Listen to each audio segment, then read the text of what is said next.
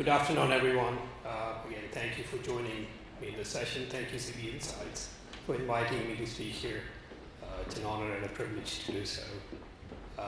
My name is Ramu Kannan. I'm the CTO of a company called Humana. The topic is maybe about how Humana is partnered with some of our competitors and our partners to adopt an exciting new technology for a business problem that pervades the entire industry, and share some of the results and insights from it. So a little bit about Humana. We're a health and well-being company headquartered in Louisville, Kentucky, but we have a presence throughout the US. We consider ourselves a trusted advisor for health and well-being, or at least that's what we strive to be for our member consumer population. It's about $55 million in revenue, somewhere between 45,000 to 50,000 employees. As a CTO, I lead an organization called Technology Advancement. So my role in Humana is to mainly look at what are the emerging technologies and how we can leverage them to solve interesting business problems. And so we're constantly looking at the horizon, and this is really an exciting time for us in the sense there's so many different emerging technologies, thanks to storage and compute becoming cheaper and a lot more efficient. So we're constantly looking, but we pick the ones that are more relevant in solving business issues, so we don't do technology for the sake of doing technology. The membership or the consumers that Humana deals with, they're mainly Medicare members, so consider your parents or your older uncles or the older neighbor. So none of you here probably is a Humana member, but it's that population. So their needs are very different. A lot of times they might have two or more medical conditions, but health is on top of their mind. So how do we serve them in a better way and not make them constantly think about health? They should be thinking about their grandson's graduation, their maybe niece's wedding. Those are the events they should be looking forward to, and not about their health constantly. So that's what we try and create an environment for them to do so. A little bit about myself. As I said, I'm the CTO. Before that, I was the CIO of a local company called CityMD. You've probably seen them all over New York if you're from New York. And I have spent quite a bit of time in healthcare over the past few years. But more importantly, what is this about? Imagine a scenario where, again, this older relative of yours is not feeling well. That's not a happy situation, so they go to a doctor and say they're standing in the doctor's office and they say, oh, you are a Humana member. We don't accept your Humana anymore. You're out of network, so if you want to see the doctor, it's going to cost you X dollars more. Or imagine another scenario. Oh, sorry, that doctor, you go in there at like 4 o'clock in the evening and they say, oh, that doctor practices here only till 2 o'clock on Tuesdays. Sorry, you have to come another day and it'll take you a couple of weeks to get another appointment. These are all real scenarios. And what is the member consumer doing? They're looking at some online directory, using that to make an appointment. And then when they go there, it's a really bad consumer experience. So what we did was some of our competitors, Optum, United, and some of our partners like Multiplan, Quest, we all got together and said, this is a problem that is prevalent throughout the industry, pervades the industry.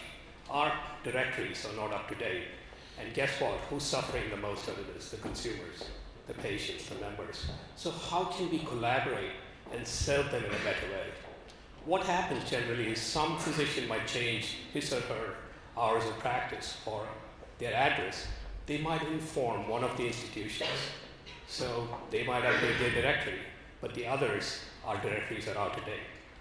And so how can we collaborate together and get all our directories up to date? And believe United, Optum, and us, we are competitors at the end of the day. So It's how do we trust each other and collaborate in a meaningful way for something that is for the good of the patient consumers. That's why we came together. We said blockchain is a very appropriate technology for doing this. And you see the list there. We've had, since then, we've added Aetna, and we've also added Essential, a provider group. We wanted to get a good flavor of Quest as a lab, Optum is a provider organization, Humana is both provider and health plan, United is a health insurance company, and Multiplan is a network company. So we made partners that are kind of diverse in the healthcare field, but they share a common goal, and that's the directory. We've done this with a pilot of 100,000 providers, about 600,000 records, because a provider could have multiple records. They could practice in multiple places, etc. So there are multiple addresses. And we started applying blockchain. Everyone stood up a node, we shared the data, and initially it was just the ones that I mentioned there, and we ran a pilot together. Some of the results are actually fairly good in the sense that preliminary results show, we all have bad data. But, so how do we fix this? We also found that it's not about the new data. It's about how do we clean up our directories of the bad data. And so we identified that, and that was a big benefit for us. Other benefits that we realized, a lot of times what people do is, whenever we think there is a change or periodically, we call providers. And one of the institutions is part of the alliance. The alliance is called the Synaptic Health Alliance. It's a form of organization that we created as a partnership. They called their providers. Before that, the hit rate was about 16%. They will call the providers, and about 16% of the cases they will say, yes, we changed something. Since we had the blockchain running as a pilot, that improved to about 65%. Is that good enough? Probably not, but it's still better than where they were, from 16% to 65%. So hopefully we'll get to a point with more partners that it might hit like somewhere in the 90-95% range, in which case if the data comes into the blockchain, you really don't have to call to validate. That data is valid, and you can accept it. So that's one of them. The other one found that they identified at least a significant amount of money that they hadn't collected because they didn't know much about the provider. And now, through the blockchain, they got the identifier, which is called an NPI number. Providers do have a unique identifier called NPI. So now they could match the record with the NPI number and actually bill the provider and collect the money. We're also seeing cases where, at least from a health plan perspective, when we take the data, combine it with our claims data, we are able to garner more insights in terms of the provider behavior, referral patterns, etc. So we're all seeing benefits from it, and now since we've added more members, we're going to do another pilot to see how it works. But the big learnings are more about how can competitors collaborate in a meaningful way for the benefit of the consumer, and we all agree that's working well. The other part is how do we, blockchain itself, if you think about it, you go into an organization and say, hey, we want to use blockchain. The first thing they think is, Bitcoin? That's the question that we got. And so how do you take this, separate it from the myth of the Bitcoin, and say this could actually work in this case? The second and bigger aspect is, you really want to collaborate with United, our competition? And then when we explain how we want to do it, then it all makes sense. So you have to sell this to the business, and the business has to see value in it.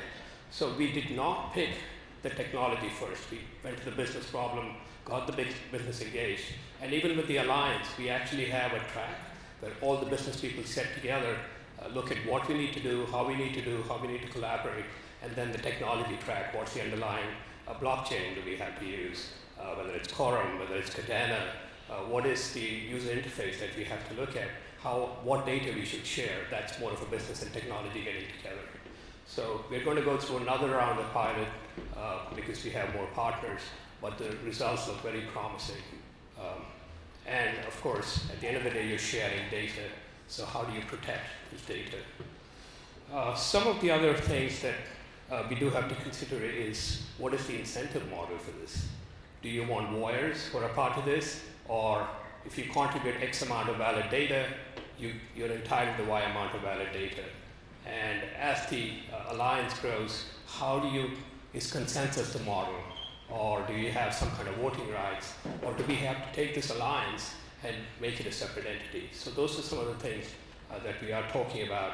But again, overall, we've seen that there is promise to this, and there are ways where competitors can really collaborate. I think I've run out of time, so I'll stop right there.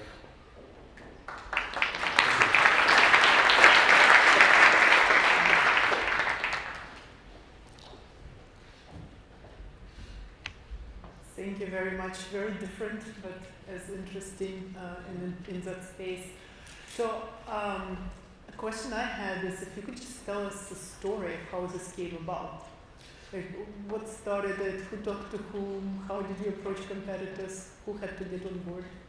It's very interesting. So as I said, my group is all about looking at emerging technologies and seeing how we can potentially apply them to healthcare-related opportunities. And so we looked at blockchain was emerging a couple of years back. We looked at it and we said this could apply to the provider directory. So our CEO, Bruce Prasad, wrote about it on LinkedIn, and Optum got interested. In parallel, we also wrote a white paper presented to ONC, which is a government organization. It won an award. So there is a blockchain conference called Distributed Health. That's where someone from Optum and the person leading this from Humana actually met for lunch. And of course, when you meet Optum United for lunch, your guards are up and you sort of say, what do you talk about? And fortunately, they did connect on this provider directory as a potential opportunity.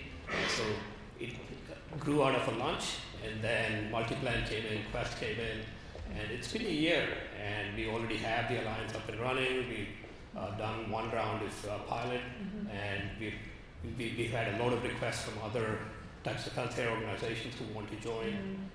So it's been a fascinating journey. Well, this brings me to my big question and current passion, which is governance of such ecosystems. So how do you decide? Well, there's a bunch of questions we invite governance. Who is in and who's out is the first question. So you say you now have interest. Did you define the boundary? Once with that one, how do you agree on things? Like I mentioned, you say that's the next step. But if you could tell us more about what you're doing so far. So far, it's been consensus. Obviously, we want more organizations to participate. And how easy is it for organizations to participate? Only the lawyers can tell you. So the lawyers built these barriers for us, or not our lawyers, the lawyers of those organizations. So they had to jump through those hoops. But so far, it's been consensus, and everyone's been inducted in as a founding member. Now we're sort of talking about what happens because there's some technology companies who want to join. How do we bring them in? Are they founding members? Do they have equal voting rights? Because if you keep adding, consensus will not work after a while. So currently you meet like face to face to decide on things, is it? So we have the business track and the technology track, and they meet almost every week. They have an hourly call, and then they go and they have their assignments, go and work. As a governing board, we meet once a month. So we have one from each organization. I represent Humana. And then we have face-to-face meetings at least once every 3 months, where we all get together, all the tracks we go through. And it sounds to me that the example you gave was the one where there is mostly synergies and not so much conflict. But can you give us a sense of where you might perceive conflict arising? So we thought, again, each step of the way, you could have conflict. We thought the underlying technology might lead to conflicts because obviously there's so many blockchain technologies available, and we were heading down that path. Fortunately, over the past few weeks, we've sort of said, okay, let's work together on this. The other thing is the incentive. Do we have to have incentives? As Humana United, Optum will say no, we're fine because we'll contribute and garner. But then eventually there will be other institutions who might want to say, if we give you valid data. We have our call centers, we'll make the calls to the providers, make sure it's valid, we'll give you a 95% guarantee. In that case, they should be incentivized in some manner. So basically I'm hearing it say so far there weren't major conflicts you had to deal with. Yeah, I think the skepticism is more on the institutions in terms of, do we really want to work with the Humana as or United, but as Aetna, I probably went through some of those mechanisms and then now they've accepted. There are a lot of other health plans that could potentially join, but they're all going through that process now. And are you now focusing on a region like Texas or something, or you're doing? That's just for our pilot. We're all national, so you would be scaling. yes. What do you perceive to be some of the challenges as you scale from a pilot to a wider adoption? I think at least the thought process is that this governing structure that we have by consensus and all of us in an alliance may not work. We might have to create a separate organization, a not-for-profit, that runs this, and we all have participation, we all have voting rights, but it should be something that is independent of the founding organizations. Well, thinking of that organization, do you see governments, local or federal, playing a role in that? So 2 weeks back, interestingly, the government said basically they do an annual report on the state of the provider directories, and they actually came out and said it probably makes sense for something of this nature to take place where it's an independent body that helps, and it's a shared provider directory. Ultimately, that's what we want, because that's not where we compete in, because we think that is a resource. It's an asset for the consumers to. It's kind of like common good. Absolutely. Do you see or have now thought already about other projects where it may not be as clear of a case for common good resource? So the natural progression from a provider directory would be provider credentialing. So that's one. The founding institutions, different institutions have different interests in it. For example, health plans are very interested in credentialing, so is multi-plan, whereas a Quest, it may not be that big an interest for them. So you might have some divergence there. So as the use cases keep coming, you might have different institutions playing different level of I roles. think you may need to create this sort of non-profit or boards for different projects, basically, be like a provider directory one and maybe some. I think that's where we would end up. Also, I think of bigger interest for us is we've introduced this sort of disruptive technology into a Humana. How do we use that? How do we use make this successful, and then also look at what are the use cases that we may have, which may not be a part of this alliance, where we can apply blockchain.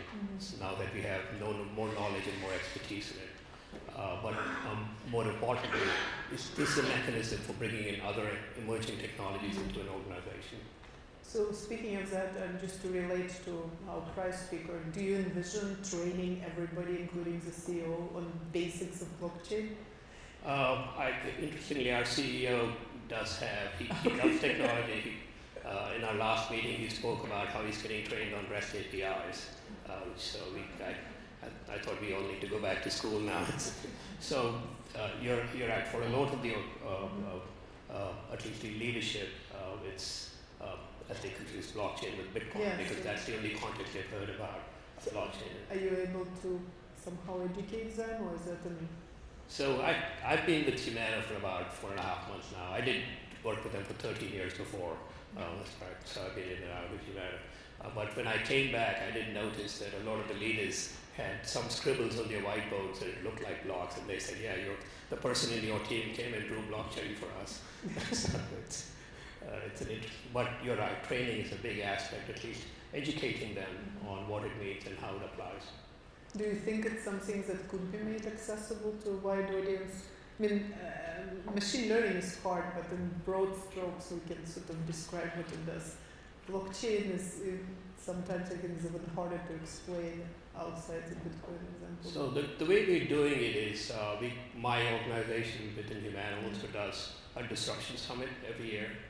So last year we did it on emerging technologies, which included blockchain. This year the focus was just on AI and machine learning, which was actually last week.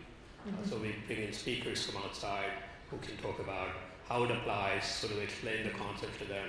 And then we actually take all our leaders and break them into groups and say, now these are all the opportunities we've identified in your groups. Tell us how will you apply this. And so they get a couple of hours to think it through, and the best idea gets $100,000 in IT money for that year. It's their money, they don't understand it. That's okay. So I'm going to ask you a couple of bit more provocative questions. I hope you forgive me, but when you look at the applications that you're building, some, I'm sure in the room, would be wondering if this very same problem could be solved through a shared distributed database, and to which degree you need blockchain. I don't know, it's hard for me to see faces, but at least I've come across these use cases where the blockchain is used as a catalyst, not really as a necessary technical solutions. Do you think, that it was one of those catalysts because you could have a shared distributed database as long as you had the buy-in, or where you really needed the technology of the blockchain to implement? That's a good question, and we did go through. It was a catalyst in some ways. I'll agree with that. But there was also the case where, how do we think there is a case where there's a question of trust. Do you trust the data that's being posted on the blockchain and distributed ledger? What's the level of trust do you have? We envision this to get to a point where it's not just the United, Optum, Aetna, and Humana. There will be a whole bunch of players who would come in and participate in the blockchain. So that's where the blockchain technology becomes more important. There could be a future where there are pure miners who are actually going and gathering the data and posting it on the chain, and they want an incentive for it. So how much? So you see, accreditation, rewards for accrediting. Yes. So you're saying that long term there could be rewards associated with building value on top of a blockchain that would require blockchain-like technology. That's what we did. That's what we wrote the white paper about too. Is that reality today? Probably not, but eventually it could be. Great. And my last question is more broad, beyond blockchain. I spend most of the slide talking about blockchain. So I know people right now we are bombarded with a lot of cool words like blockchain and AI, machine learning, and we keep getting those every year in digital innovation. Do you feel like some of them are fads versus real innovations, and how do you assess what's fad and what's here to stay? So I got my PhD in 1992 in AI. So you know what happened to AI after that. I'm assuming it had nothing to do with my PhD, but it kind of died. So that was a fad at that point, and it died. So resurrected. It resurrected again. So we do look at the hype cycle very closely. There are quite a few that may not make it. So we have to closely watch it and see. And then there are some that you may not really do anything with. Quantum computing, I don't see us doing anything with it. At least I haven't seen a relevant use case. The most important thing is if you do find a technology that you think is a great thing it's a good technology to solve an opportunity that you might have, you should be willing to, I wouldn't use the word fail fast because that doesn't resonate well in the business side. I would say learn fast. So you should be able to apply and learn from your mistakes and move on. What kind of team do you build to enable this quick learning? Like, it's in a sense, it's hard to do. Yeah, it's the issue. I wouldn't know. I get asked these questions quite often. On the innovation side, if you have an innovative team, you should be willing to fail 70% of the time and hit your home runs 30% of the time. If you don't fail 70% of the time, you're not taking much risk. Everyone else on the operations side, you should be willing to, you should succeed 70% of the time, on time, within budget, etc., and then be willing to fail 30% of the time. Then I can ask the question, what do you mean 30% of the time? Do you want the application to fail 30% of the time? Probably not, but you have other mechanisms, the solutions that monitor your applications. You can see how much can you innovate there and use new technologies, try new processes. So in every job that you have, every role that you have, you do have that leeway to innovate, and you should be willing to fail or learn. Thank you so much. With a lot of wisdom. I really appreciate you sharing the insights. Thank you.